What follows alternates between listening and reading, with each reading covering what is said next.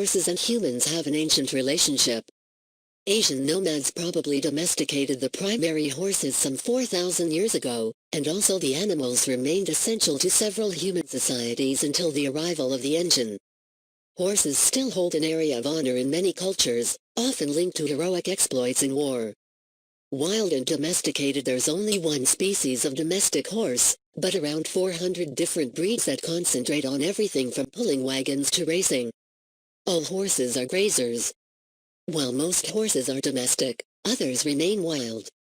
Groups of such horses are often found in many places around the world.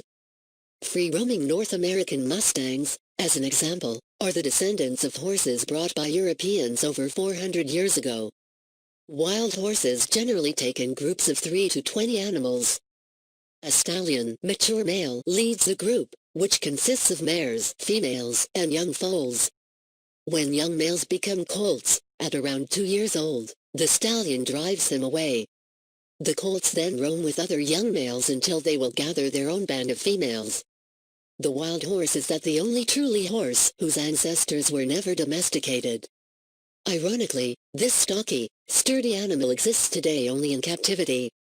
The last wild Przewalski's horse was seen in Mongolia in 1968. The horse may be a partner and friend.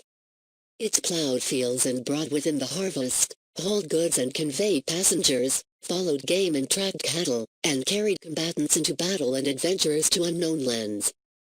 It's provided recreation within the variety of jousts, tournaments, carousels, and also the sport of riding. The influence of the horse is expressed within the West Germanic in such terms as chivalry and cavalier, which connote honor, respect, courtesy, and ease. The horse is the proudest conquest of man, per the French zoologist Georges-Louis Leclerc, Comte de Buffon. Its place was at its master's side within the graves of the Scythian kings or within the tombs of the pharaohs.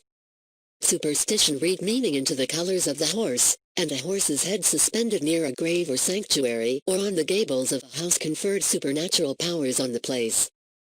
Classical mythology created constellation, the foremost obvious symbol of the oneness of horse and rider.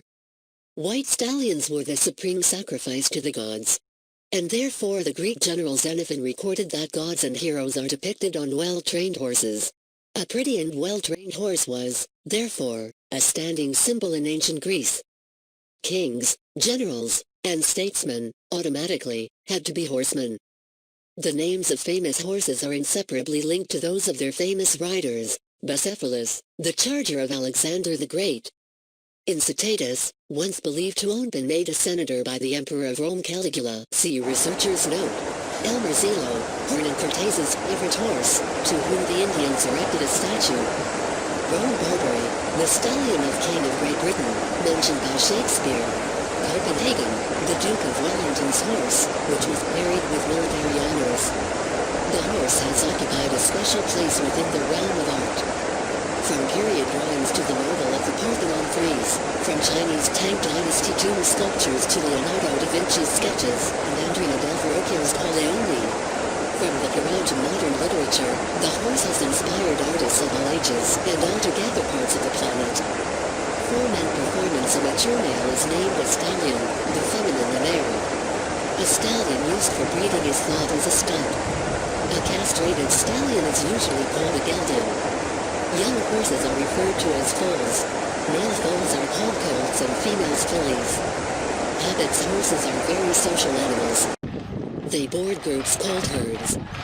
Within the wild, horses will sleep in herds that incorporates 3 to 20 animals and are led by a mature male, which is termed a stallion, in line with National Geographic. The remainder of the herd is created from females and their young. Diet: horses are herbivores. This suggests they only eat vegetation.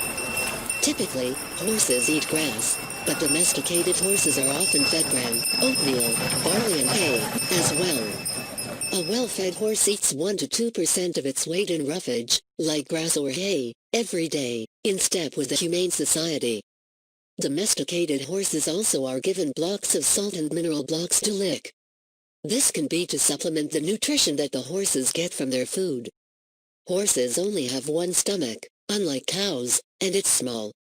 So to urge enough food, a horse must graze throughout the day.